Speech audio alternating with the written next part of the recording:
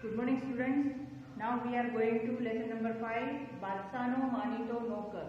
ठीक है, ये स्टोरी है एक राजा की और उसके एक नौकर की. एक बादशाह હતો તેની સેવામાં ઘણા નોકરો હતા. તેમાં એક નોકર રંગે કાળો હતો. તેની એક આંખ ઝીણી હતી. તેમ છતાં તે બાદશાહનો ખૂબ માનીતો નોકર હતો. एक राजा था, उसका एक जो नौकर था वो उसका कलर मीन्स वो बहुत काला दिखता था. उसकी एक आंख भी छोटी थी. इसके अलावा भी वो उस राजा को बहुत प्रिय था. उस राजा को वो नौकर सबसे ज़्यादा अच्छा लगता था. बादशाहना बीजा नौकरो तेनी अदेखाई करता था. जो राजा था उसकी और जो सारे दूसरे नौकर थे वो सब उसको देखकर जलते थे, जेलसी फील करते थे. अदेखाई करना मीन्स जेलसी फील करना. एक दिवस एक नौकरे तो हिम्मत करीने बादशाहने कही दीधुं, महाराज तमारा जेवा महान बादशाहनी सेवामां आवो काळो सेवक शोभे खरो. मीन्स एक दिन तो उसने एक जो दूसरा नौकर था उसने तो राजा को बोल भी दिया कि आप इतने महान राजा हैं तो आपकी सेवा में ऐसा काला ऐसा दिखने वाला नौकर कैसा अच्छा नहीं लगता है आपके साथ में. बादशाह कहीं ज बोलिया नहीं, मात्र हस्या. जो राजा था वो कुछ भी बोले नहीं, बस उसने थोड़ी सी स्माइल की अपने चेहरे पर. તેમણે વિચાર્યું કે સમય આવશે ત્યારે આ બધા લોકોને સમજાઈ જશે, પ્રશ્નનો ઉત્તર મળી જશે. जब सही समय आएगा तो सब लोगों को उसका जवाब मिल ही जाएगा कि वो मुझे इतना प्रिय क्यों है. फिर एक दिन बादशाह મુસાફરીએ ગયા. તેમણે પોતાની સાથે કેટલાક નોકરો લીધા. તેમાં કાળા રંગનો નોકર પણ હતો. मीन्स एक दिन जब हुआ तब वो राजा था, वो मुसाफरी ट्रैवल करने के लिए बाहर गए. उसने अपने साथ बहुत सारे सर्वेंट को भी लिया. नौकरों मीन्स सर्वेंट. उसने बहुत सारे नौकर थे उसको साथ में लिया.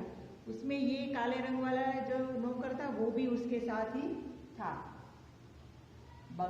બધા ऊँटों पर सवार થઈને નીકળ્યા और सारे जो नौकर थे और राजा थे सारे ऊँट मीन्स कैमल के ऊपर सवार हुए. બધાની આગળ બાદશાહનું ઊંટ હતું. બપોરનો સમય હતો. તેઓ એક મોટા રણમાંથી પસાર થતા હતા. सबसे आगे जो राजा था उसका ऊंट चल रहा था. दोपहर का टाइम हो गया था और सब लोग एक बड़े से रण मीन्स डेजर्ट, उसमें से सब लोग निकल रहे थे. अचानक बादशाहे તેમનું ઊંટ ઊભું રાખ્યું. ઊંટને નીચે બેસાડીને તે ઊંટ પરથી ઉતરી ગયા. बादशाह ने ऊँट परथी उतरता जोईने बधा नौकरों पण ऊँट परथी नीचे उतरी गया. ठीक है, अभी ये सेंटेंस कह रहा है कि सडनली, अचानक मीन्स सडनली जो राजा था वो अपने ऊँट पर से नीचे उतर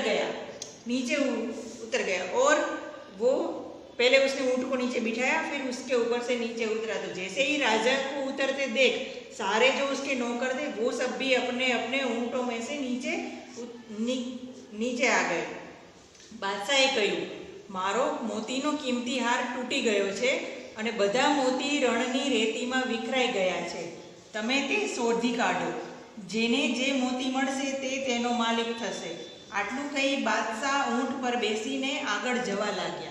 ठीक है, अभी राजा है वो ऐसा कह रहे हैं कि मेरे गले में जो मोती का हार जो बहुत ही कीमती था वो यहाँ पे टूट गया और उसके जो सारे मोती थे वो यहाँ पे रण में सारे बिखर गए हैं. आप सब लोग वो ढूंढ लो और जिसको जितने भी मोती मिले वो मोती उनका. जो अगर सपोज कोई एक नौकर 2 मोती ढूंढता है तो दोनों मोती उसके हो जाएंगे. ऐसा वो राजा ने बोल दिया. अटलू कही इतना बोल के जो राजा था वो अपने ऊँट पे वापस बैठा और आगे जाने लगा. બધા નોકર મોતી શોધવામાં લાગી ગયા. માત્ર કાળા રંગના નોકરે વિચાર્યું કે બાદશાહ એકલા જ આગળ જાય છે. રસ્તામાં એમને કાંઈ જોઈશે તો મારે તેમની સાથે જવું જોઈએ. और जो सारे सर्वेंट थे वो सारे के सारे मोती ढूंढने में लग गए. बस अकेला वो जो काले रंग का जो नौकर था उसने ऐसा सोचा कि राजा अकेले अकेले आगे जा रहे हैं, अगर रास्ते में उसको किसी चीज़ की ज़रूरत पड़ेगी तो मुझे उसके साथ जाना चाहिए. ऐसा सोचकर वो अपने राजा के साथ आगे आगे चलता गया. આમ વિચારી તે નોકર બાદશાહની પાછળ ગયો. મુસાફરીમાં પોતાની સાથે આવેલા બધા નોકરોને બાદશાહે બીજા દિવસે દરબારમાં બોલાવ્યા અને દરેકને પૂછ્યું, બોલો તમને કેટલા મોતી મળ્યા. ठीक है, अभी ये जो राजा था उसने दूसरे दिन अपना दरबार मीन्स अपना जो है वो हॉल होता है जिसके अंदर वो सभा बुलाता है, वो उसके अंदर उसने सारे वो जो नौकर जो उसके साथ ये रण उसकी ट्रैवलिंग में उसके साथ गए, तो सब नौकरों को उसने बुलाया और पूछा कि आपको कितने कितने मोती मिले हैं। कोई के कहियो 2, कोई के कहियो 7, तो कोई के कहियो 5। कुछ कुछ जो सर्वेंट है उसने बोला हमें 2 मिले हैं, किसी को 7 मिले हैं, किसी को 5 मिले हैं। બાદશાહે કાળા રંગના નોકરને પણ આ જ પ્રશ્ન પૂછ્યો તો તે બોલ્યો, જાપના બધા લોકો મોતી શોધવામાં મશગુલ હતા। जो काले रंग का नौकर था, बादशाह ने उसको भी सबके सामने ही पूछा कि तुम्हें कितने मोती मिले हैं।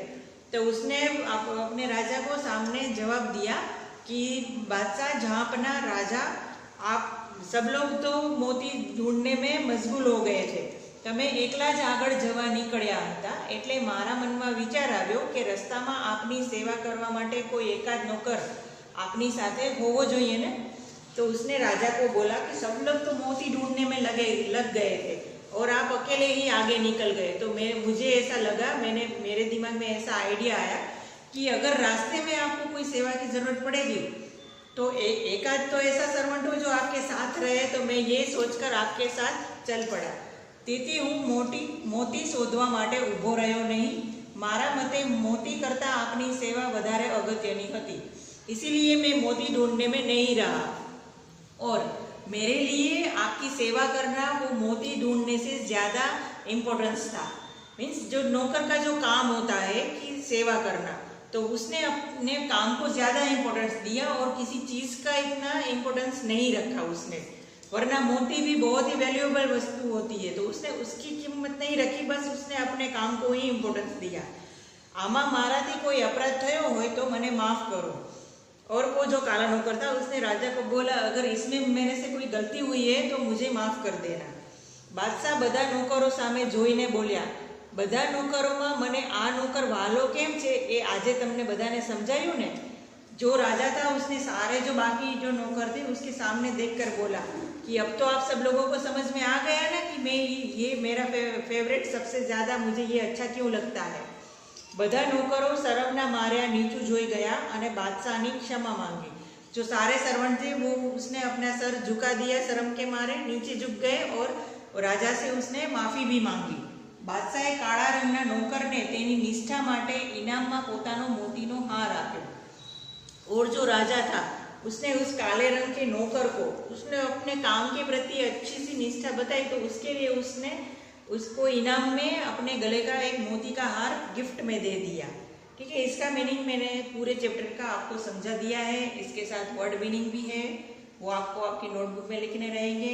इसके साथ PDF और वर्कशीट भी आएगी, वो भी आपको अपनी नोटबुक और टेक्स्ट बुक में अच्छे से हैंड राइटिंग में लिखनी रहेगी।